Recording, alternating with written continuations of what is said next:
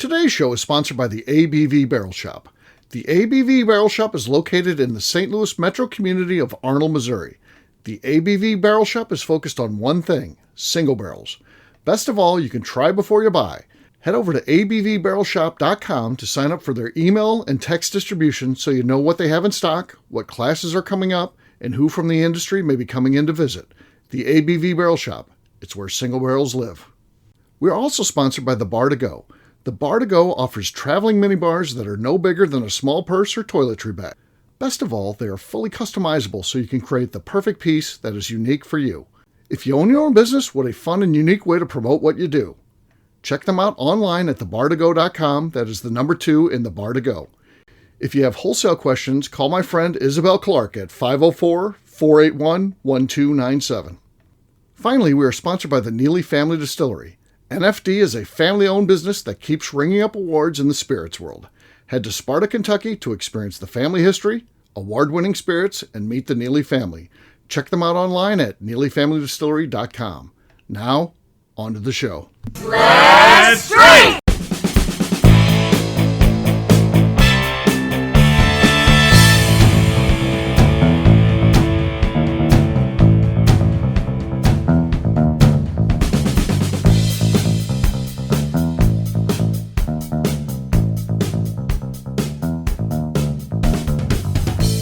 Welcome to the Bourbon Daily, the podcast about everything bourbon delivered to you every day of the week.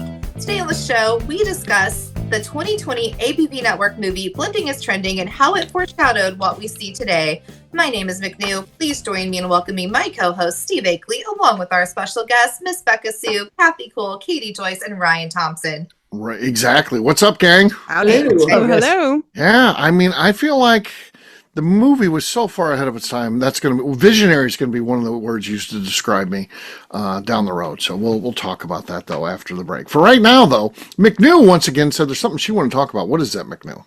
Okay, so do you have a regular person that does services for you? Whether listen, What's the Hey now. Stop it. No, so like whether it's your hair or your eyelashes or tattoos or Botox, whatever you're getting done to yourself, like you have a go-to girl, right?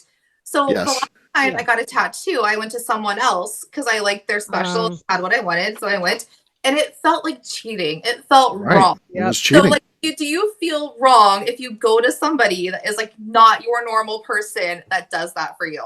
Mm-hmm. Okay. And you're allowed to get stuff where you want to get stuff, but it felt wrong. I was not okay with it. I'm not doing it again. Like she was great. She was wonderful. Got what I wanted, but I'm like, I feel so dirty. Like it's not my girl. And I didn't feel good. And it's not like a hairdresser where they just think you skipped a haircut. Next time you go to tattoo, they're clearly going to see a tattoo that they did not do. Next time I go see Hannah, she's going to be like, I didn't do that one. And I'm going to be you're going to put like cover up I'm so sorry. makeup on it, like, or like pretend it's not like got to hide it from your tattoo artist now. She's going to see it all. And I'm like, I'm so sorry. I mean, all I can do is apologize and tip her more. Was it an individual tattoo or was she working into part of so it was a larger piece? I started a half sleeve, but I had a blank space that I was like, ooh, that's a good deal. And it was what I was going to put there. Well, sure, it's a good deal. You always want to go where the good deals are. Well, no. Yeah, especially with tattoos. Yeah, that's a good choice. Good deal. No, stop it. We're not special. No, but no, she's going to definitely notice, even though like she's finishing the top of my arm, it's on the bottom part. Like she's going to see it. And I'm going to be like, I'm so sorry. Can you say like that, like you had a sibling like give you a gift and like they took you to their place and so you want me to lie? You want me to make a whole lie? Yeah, I'd make a lie. Make a lie. Why not? I mean, that actually probably make me feel better, actually. Do you think she's going to do shoddy work now that you've cheated? No, but she's going to definitely call me out. She does great work, but she's going to definitely call me out. Mm-hmm. I think a little competition's good. It keeps her on her toes. Say that your friend was having a tattoo party and you didn't want to get something totally random that didn't fit with the rest of it. So you thought that would be one that would be easy, that you could come back to the things that you have to rely on her more for because she's the best. Yeah, this was just the fill-in that worked. That's what I'm finishing it with, and that's why I didn't get florals. Like that's why I go to her. Yeah. So that works. I just find it I agree. I ironic think you that need the a story. lawyer is talking about lying. That's why she's a lawyer. She's good. I probably shouldn't encourage that now that I'm a judge. I'm supposed to like be all about justice and truth, justice, the American way. I just accept that everyone who comes in front of me is lying to me. So no, but my point was like, do you have a regular person? And if you like get somebody else, you're like, oh God, I feel so bad. Okay. Yeah. I want to know who Steve's regular people are. I don't think I have any. As I think about this, I don't. You don't have a regular shoe shiner? No regular shoe shiner. The warden cuts my hair, so I mean, it's not, and it's free. Okay, so what if would you get your hair cut somewhere else, or would you feel like you're stepping out on the warden now? Yeah, he's too cheap. I'm too cheap. I mean, I'm not going to go anywhere else like get for free. I just let my hair get flowy until she can do it. Get flowy. Yeah. Skullet. Yeah, I get the skullet going. So, Skullet. Yeah. I'm trying to think, do I have anything that would fall into this at all? I mean, I cut my own grass, so I don't have, a grass cutter. I don't really have any service people. And I got guys that help me fix things around the house, but believe me, they always want someone else to do it anyway, because then they don't want to get involved in it. So I'm going to gig them down on the price, of course. You don't work in corporate anymore, so you don't have like dry cleaning. Right. No, I don't have anything like that. So no, I don't think I fall under this. This doesn't apply to me. Yeah. Huh. No. That's interesting. Yeah. I have lots of people. I have no people. I have no people. All my people come to me whenever I want, so it's really not an issue. Right. Of course. He flies them in. Yep. So, and they cater to him. He has no issue getting his easy enough. Right. So anything like that for you, Ryan? Like you feel like getting a haircut when you're over in Europe or something, and you're like, yeah. Well, I go visit my tailor when I'm in Europe. Oh, okay. Okay. Yeah, it's my tailor, so we have a good time hanging out together, and so that's easy enough. No, my barber my hairstylist comes here, so of course that's of no concern. So actually, my lawn gets done by a buddy's landscape company, and then I just trade out whiskey with him, so that works out all right. All right, sure. Nice. A little barter. I need someone who wants whiskey to be in lawn care. That's great. Yeah, that's a good way to go. That's about the only thing I use on a regular basis. So he snow plows in the wintertime and cares for the lawn in the summertime, and he gets whiskey whenever he wants. So easy enough. Okay. Good deal. Katie, you've got all this array of staff, you said. So what would be something where you would feel like you're cheating if you're another service provider found out? I think it's especially difficult for me with being in a small town, and that everyone knows where you go to. And so I feel like I have to be extra careful. I definitely have my person who does my hair, and like, even if someone else, I'll be like at a silent auction for a charity event and there's like a certificate for another salon going cheap, I won't bid on it because it's not my girl. So I only go to her. And then I'm currently in a conundrum though with my chiropractor. So I'd like some feedback on this. So I have my chiropractor that I love. And I went in and I was seeing him for an issue. I'd hurt my knee and I needed to come back like twice a week, but his schedule is very busy. And so he had a new chiropractor that just joined his practice, but it's a separate guy, but under the same name. Sure. My chiropractor owns a business. And my chiropractor had said, well, since you have to be coming back every like twice a week for the next few weeks, you can just schedule with my other guy. He knows what to do on this. It'd be fine. And so I started to, and my knee is better now. But now I feel like I have some loyalty to this new guy, especially because I found out that like my aunt used to babysit him growing up, and there's like these connections. And he did fix your knee. And he did a decent job with my knee too. And so now I feel like I have loyalty to him because I'm currently seeing him. But then also like I still have my loyalty to my original chiropractor who I kind of want to go back to. But then I feel like it's going to be awkward if I see either one in the hallway of their practice and I have no idea what to do. But I don't want to change chiropractors altogether. Go to a new office. I know. I think I would have to. Okay, just whole new one altogether. Just quit. Right. Just I think I might have to quit chiropractic services altogether. Like I just have to go mind my life without a chiropractor now. Yeah, just go find a new one. Try Only option. You ever watch like the back cracking videos on YouTube, and it's like these chiropractors that just specialize in the loud cracks? There's one in St. Louis now I saw, so I may be heading there see what's up. I don't have a chiropractor, so I can go wherever I want. I went to one for a while, then it stopped being productive. Like they sort of fixed me, and now I wonder what caused your back issues like that. Is it manual labor? What would cause that? I wonder. Why would I have back issues? I wonder how that came about. I went to a chiropractor because I thought I was having back issues, and they're like, "Yeah, your back's all misaligned, everything's all fucked up." And then I found out that I actually just had a horrible kidney infection and was about to die.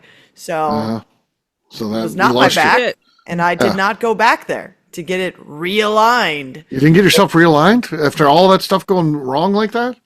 Oh, you're out of alignment. Her body is so well adjusted to the misalignment, she just can't fuck with it at this point. Yeah, exactly. She's good. Yeah. Yeah. They didn't cure the infection.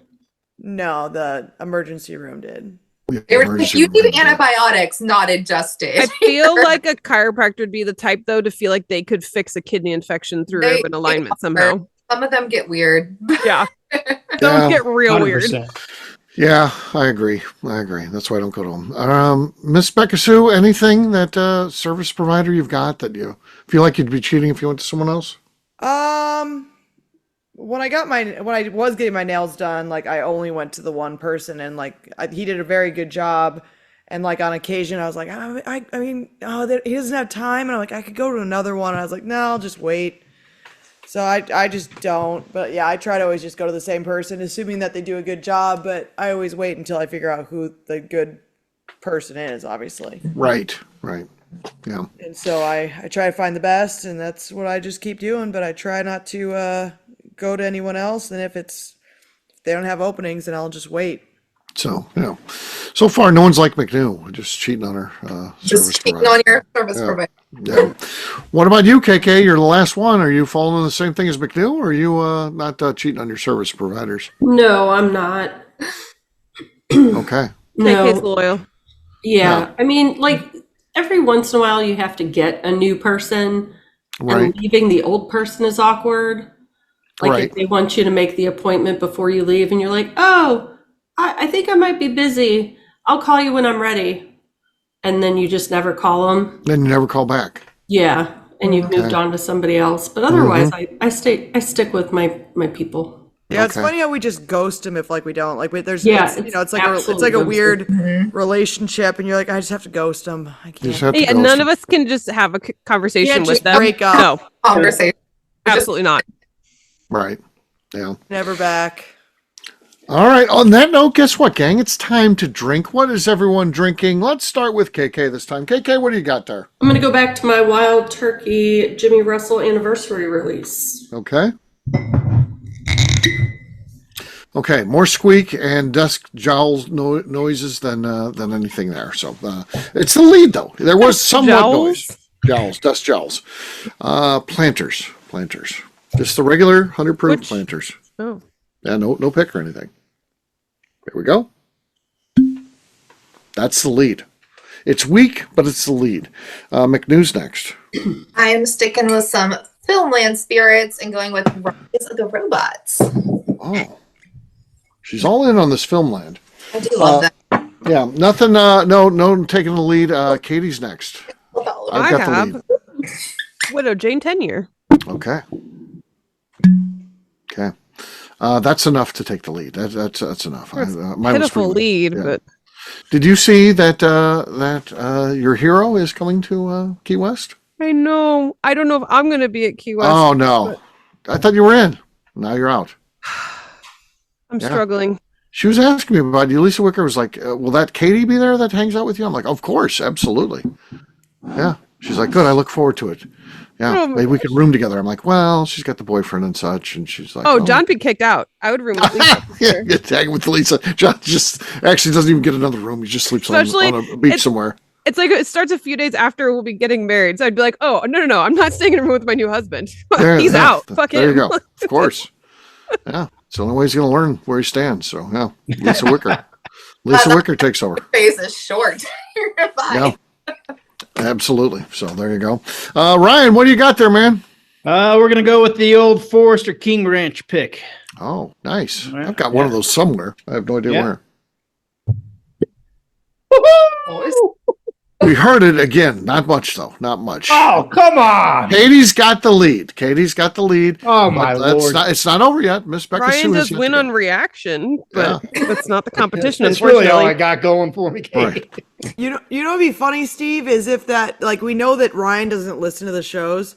It'd be funny if just this whole time we had a whole shtick going here where, like, we couldn't hear his pops. Right.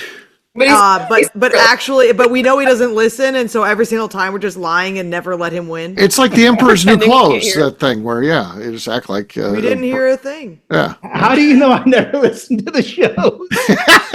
We You know. don't even know how to. You don't even know how. You to don't even know how download the the show. It's podcast fine. works. Yeah. I thought we were just having fun on this thing. I don't know. He's like, wait, these are published somewhere? We're being recorded. I thought we were just hanging out. We're just hanging out. I thought Steve just recorded these to listen on his own Yeah. when he was bored. I didn't know. Right. Ryan uses it as a write-off. He hangs out with normal people, just the common folk for, a couple hours every few weeks. Well, Is it my turn? it's your turn. All right, I've got a Starlight Old Rickhouse Rye Whiskey pick. Oh, there you go. That's the winner right That was there. great. Wow. Becca, Wow. 2 for 2. Two I for came two. to win today, guys. Yeah. What did she go 4 for 5 on Friday or something like that? So Yeah, you won a lot with your bottles, though, Steve. So you Yeah, get yeah, she's good. And then yesterday, Steve, I won 3 I think she out of 4. swept. Oh, 3 out of 4. Okay. She's been on a roll. So cheers, gang. Cheers to Becca. All right, we'll take a quick break. And then when we come back, we're going to be getting into this idea. Was blending is trending ahead of his time? We'll do that in just a few.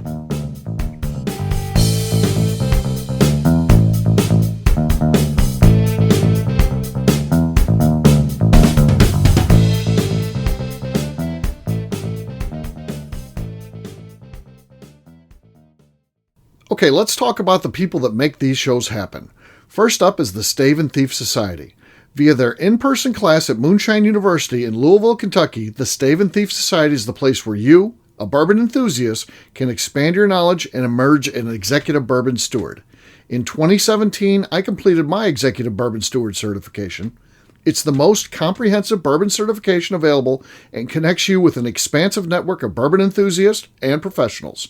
Check out the full listing of in-person and online certifications and join the society today by enrolling at staveandthief.com. Speaking of executive bourbon steward certification, the ABV Barrel Shop in St. Louis, Missouri has developed a unique partnership with the Stave and Thief Society to offer a preparatory class to assist you in getting your executive bourbon steward certification. This prep class costs only $25 and is available to take live or online via Zoom. Graduates of our class receive a coupon code good for 15% off your executive bourbon steward certification held in Louisville, Kentucky. This saves you almost $90. Additionally, you can collaborate with fellow attendees to split travel costs when you go to Louisville. If you're interested in signing up for the class, simply head over to abvbarrelshop.com and check out the classes and events page. Last but not least, we are sponsored by Neely Family Distillery. Royce Neely is the 11th generation distiller in one of America's oldest distilling families. A visit to Neely Family Distillery takes you through family history, where you can see all the artifacts and newspaper clippings through the years from this family that started distilling in America after James Neely arrived from Northern Ireland in 1740. Today, Royce Neely and his team are crafting some of the best spirits in America. Their bourbon and absinthe offerings keep winning top honors in the spirits competitions. Recently, their absinthe made history as the first platinum winner in the absinthe category at the San Francisco Spirits Competition. Neely Family Distillery is definitely a bucket list destination if you are a bourbon fan. Learn more about their spirit offerings, visiting their facility, and the awards they have collected over at NeelyFamilyDistillery.com. And now, back to the show.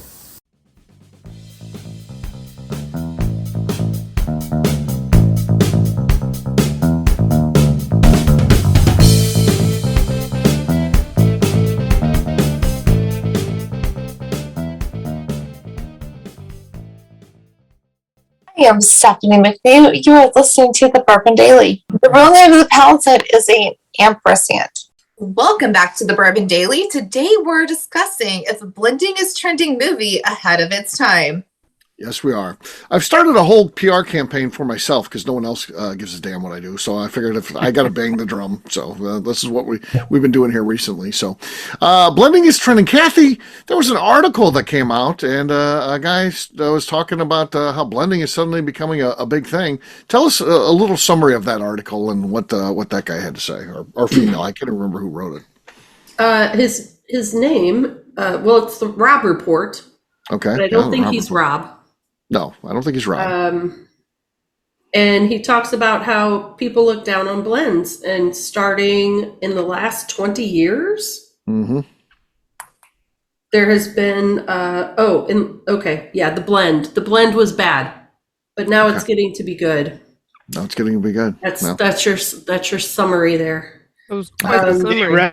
Wow, that was unbelievable. I know. I have goose pimples right now after hearing. I know. Okay, but look, but I feel like it's a good point because we used to hate on it, and then you kind of like when it came to the forefront that blending doesn't suck, like you were kind of ahead of the curve. So it was a good right. report. I filmed that movie in 2019, so 5 years ahead of this guy saying that blending is on the move. So I was a solid 5 years ahead of him. And I do think that it has been a trend that is somewhat fallen under the radar, but it's definitely coming out now. But would it have been a great source to cite for this guy that writes this article to say, hey, this movie? But no, I don't know. What do I got to do? What do I got to do in life? You didn't get a mention, Akeley? Not one. Based on what's in this article, I feel like he's watched it and then chose not to cite you. That's my gut feeling on it. It could be. Could be. That's a dirty work. Yeah, that is. That's not the way to do things. I would say, though, that blending is, in fact, trending. Yeah, I would say so, too. Yeah. I just talked about this with some of our contract clients literally just on Friday before I drove off to see you. We were talking about that, and we were talking about finishes as well. And I was like, both of those have had quite the uptick of like, for a long time, it was like, blends are just bullshit. And if you finish bourbon, then you're trying to cover up your shitty bourbon. And like, and say with blends, you're just trying to put something out on the market. And now it's like people are actually trying to make really good blends, and they're finding people who can create good blends. Yes. And like it's not just a joke of like, well, let's see if we can get let's put together a $25 bottle and get it out there. Like they're like actually trying to blend together stuff that has a unique and good flavor to it. With Hidden Barn, we're trying to do that. High Bank Distillery up in Ohio, they just keep winning awards. They don't make their own stuff, but they have a great blender up there. And like I've tasted their stuff. It does not taste like any of the distillate that it is. Right. It's so good. They are fantastic at blending up there. And I just think that people are focusing more on finding people that can masterfully put together a blend. Right. Agreed. Yeah. Definitely an art. It's not as big of a joke anymore. Right. How long of a runway does it have? Who knows? Yeah. Right? Yeah. But it does seem like Blending more. will go further than finishing. You think?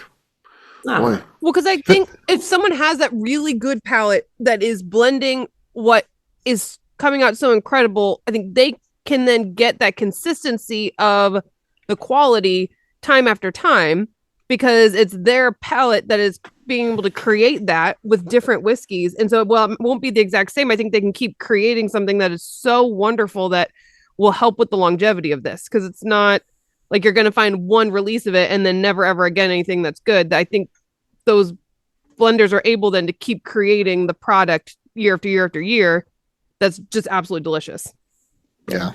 I think with finishing, it takes on a whole new characteristic, and then that characteristic gets a little overplayed. You have to find new ways to finish. Right. Well, how many port finishes have we had? How many Amburana finishes have we had? Let's try something different, which can be fun, but what's the sustainability?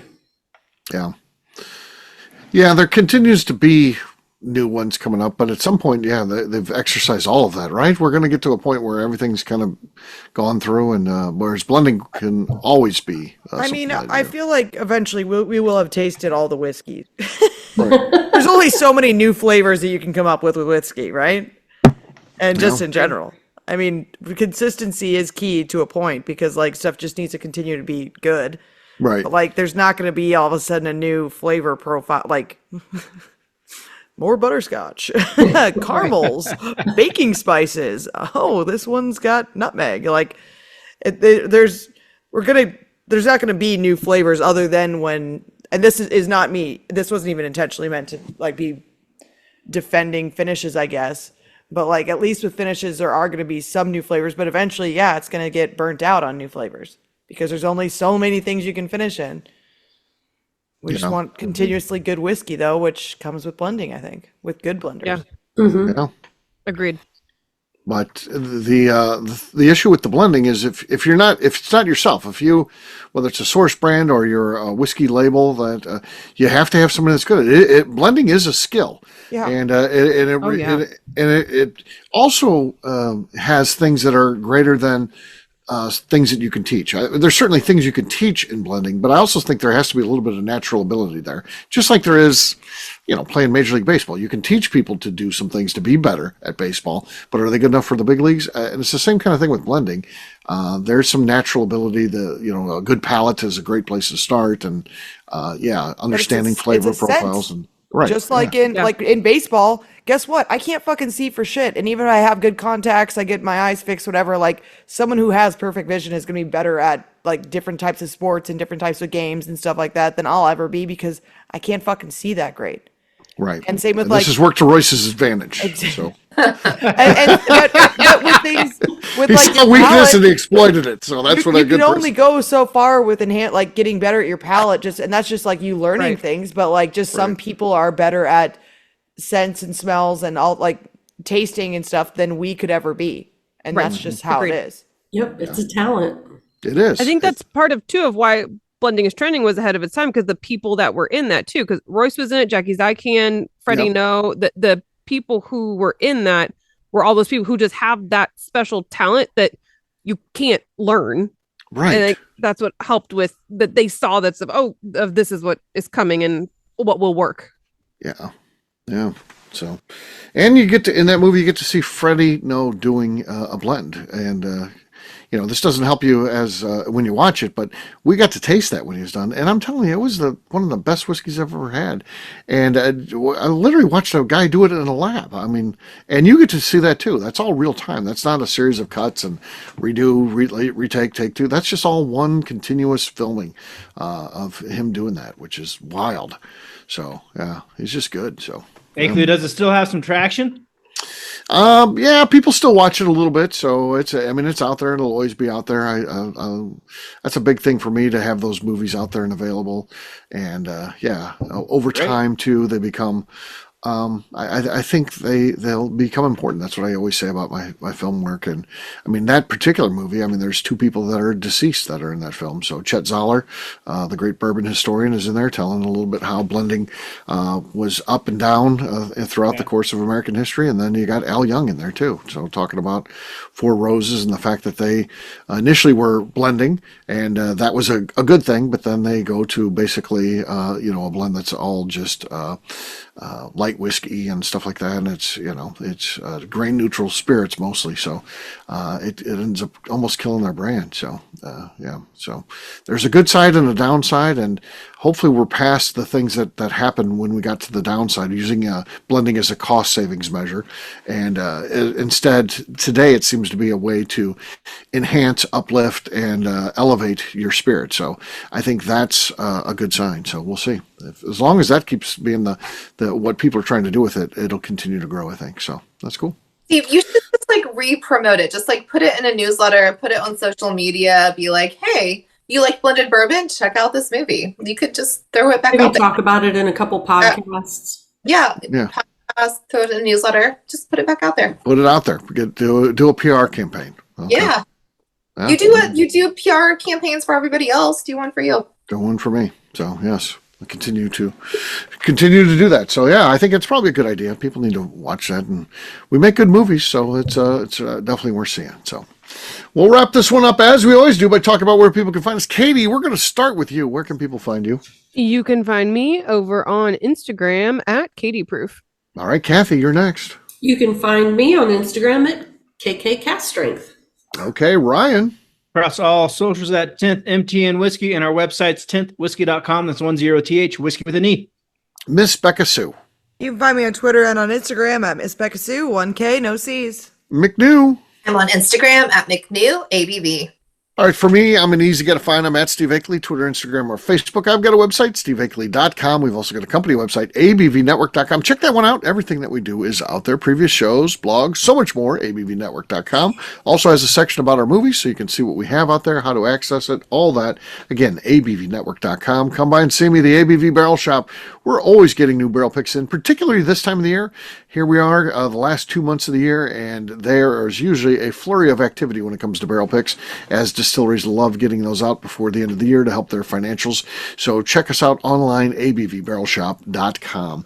McNew, anything else to say before we get out of here? I'd like to remind the audience to please give us a 5-star review. That includes comments. It helps new people find the show, which is very important to us. And if you like what we're doing, we ask that you please visit our Patreon page at patreon.com/the ABV Network. Great job today, gang. For audience, we'll have a brand new show for you tomorrow. Looking forward to that. Until then, take care, everybody. See ya. Bye. Bye-bye. Bye.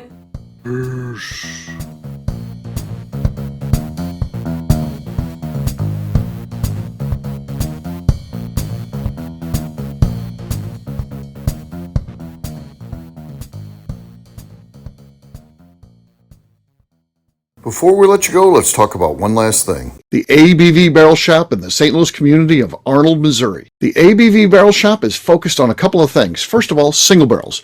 We are the place where single barrels live. We go to distilleries, taste through the whiskey, select the best barrel, and have it shipped to our store where we present it to you, our customers, by allowing you to try before you buy. We're also known for the classes that we have in our education center in the store, as well as the events we have with industry professionals from the bourbon business. If you're in the St. Louis area, please come by and visit us at 6 Fox Valley Center in Arnold, Missouri. Or at a minimum, at least sign up for our email and text distribution so you know exactly what's going on in our shop over at abvbarrelshop.com. This is Steve Akeley, owner of the ABV Network, signing off. We thank you for listening to our programming and truly appreciate your support. The Bourbon Daily is part of the ABV Network. For more information or to become a sponsor, please visit abvnetwork.com. Thanks for listening and cheers. This has been a Steve Akeley production.